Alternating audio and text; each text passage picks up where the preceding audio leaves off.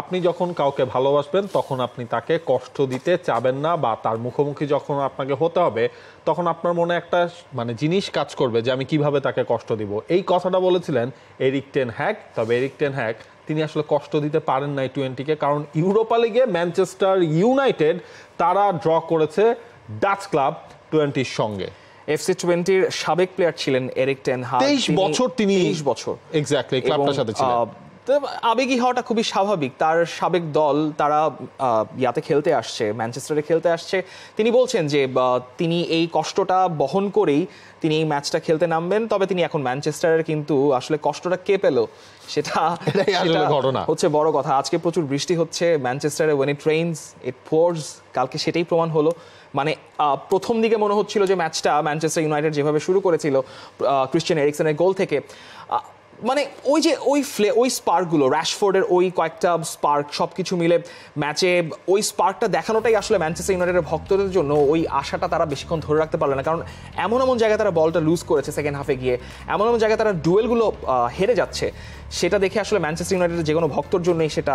সঠিক প্যাড আর সঠিক তথ্য দিয়ে এসব সামলে নিব এক হয়ে মোনালিসা স্যানিটারি ন্যাপকিন। বেশ হতাশাজনক আসলে।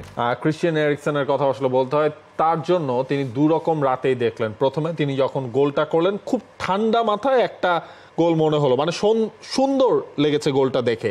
এরপর তার মিসেই কিন্তু গোলটা হজম করেছিল, তার একটা হেভি টাচ, সেখান থেকেই বলটা পেয়ে গিয়েছিলেন ল্যামার্স, এবং সেই ল্যামার্সের গোলেই মানে বলতে হয় যে ইউরোপে একটা স্মরণীয় পয়েন্ট পেল।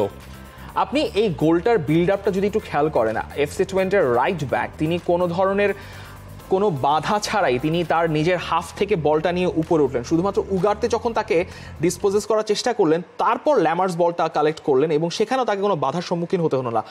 লিসান্দ্রো মার্টিনেজ তার পজিশনিং নিয়ে, শুরুটা হচ্ছিল ব্রুনোর থেকে এবং এমনভাবে তিনি নিয়ার পোস্টে তিনি ফিনিশটা করলেন। ওনারা কিন্তু লাস্ট দুইটা ম্যাচে ভালোই পারফর্ম করছিলেন, কিন্তু নিয়ার পোস্টে এই ল্যামার্সের এই বলটা ঠেকানোর কোনো সুযোগই তার কাছে ছিল না। এবং ল্যামার্স তিনি টানা 10টা ম্যাচে গোল করলেন। এর আগে এফসি ইউট্রেক্টে ছিলেন, 20-র হয়ে এখন খেলছেন। তবে মানে এফসি 20-র কাছে আপনি যখন ম্যাচে পয়েন্ট হারাচ্ছেন, এবং সেটা ম্যানচেস্টারে, সেটা আপনার চাইতে হারের চাইতেও বড় কিছু। কারণ আপনি এখন আর ওই লেগ সিস্টেম নেই যে আপনি এফসি 20-র মাঠে যেয়ে খেলবেন, বা আপনার হাতে ওই সুযোগটা থাকবে। আপনার হাতে প্রত্যেকবারই ডিফারেন্ট অপোনেন্ট ফেস করতে হবে। আপনার হোমে ম্যাচ আছে মাত্র 3টা।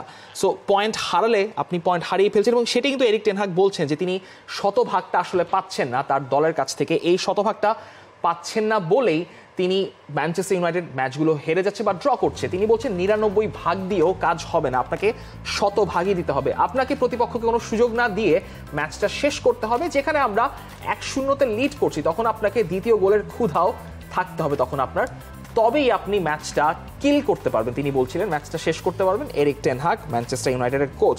এই যে মানে ম্যানচেস্টার ইউনাইটেড খেলছে ভালো, বিল্ড আপ করছে ভালো, কিন্তু ফিনিশিংটা নেই।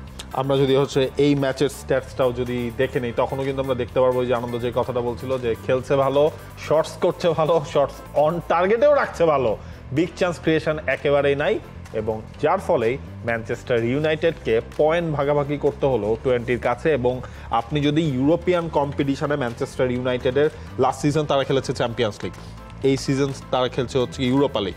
লাস্ট সিজন চ্যাম্পিয়ন্স লিগে তারা গ্রুপ স্টেজে সবার থেকে বাদ তো পড়লোই, এবং সেখানেও মানে ওভারঅল এই দুইটা সিজন মিলে তারা হচ্ছে 9টা ম্যাচের মধ্যে মাত্র একটা ম্যাচ তারা জিতেছিল, কোপেনহেগেনের শেষ ইউরোপিয়ান রেকর্ড তাই বলছে। এক্স্যাক্টলি লাস্ট সিজন এই সিজন মানে টোটালি আসলে ডিসঅ্যাপয়েন্টিং একটা রান এরিক টেন হ্যাগের জন্য। এবং খুব স্বাভাবিক, এই রান যদি মেক করেন তখন হচ্ছে সাবেকরা যেমন এখন থেকেই কথা বলা শুরু, অনেক দিন থেকে ইনফ্যাক্ট তারা বলছিলেন, এই ম্যাচের পর আসলে বলছে যে এরিক টেন হ্যাগ করছেটা কি। ক্রিশ্চিয়ানো রোনালদো তো মাঝখানে খোঁচা একবার দিয়েই ফেলেছেন। তিনি বলছেন রুথ ফন নিস্টেলরয়ের মতো একজন রেড ডেভিল ব্লাড যখন ম্যানচেস্টার ইউনাইটেডে আছে, তখন কেন এরিক টেন হাগে এই অবস্থা। এরিক টেন হাগকে রোনালদো এর আগেও খোঁচা দিয়েছেন। তাদের মধ্যে যেই ঠান্ডা সম্পর্ক হয়ে গিয়েছিল, তার কারণে আসলে রোনালদো ক্লাব ছেড়েছেন বলে এরকম অনেক গুঞ্জন শোনা গেছে। তবে এখন চাপটা মানে সর্বমুখী হবে, প্যাসকেলের সূত্র মতে চাপটাতে এখন এরিক টেন হাগ সব দিক দিয়েই খাবেন।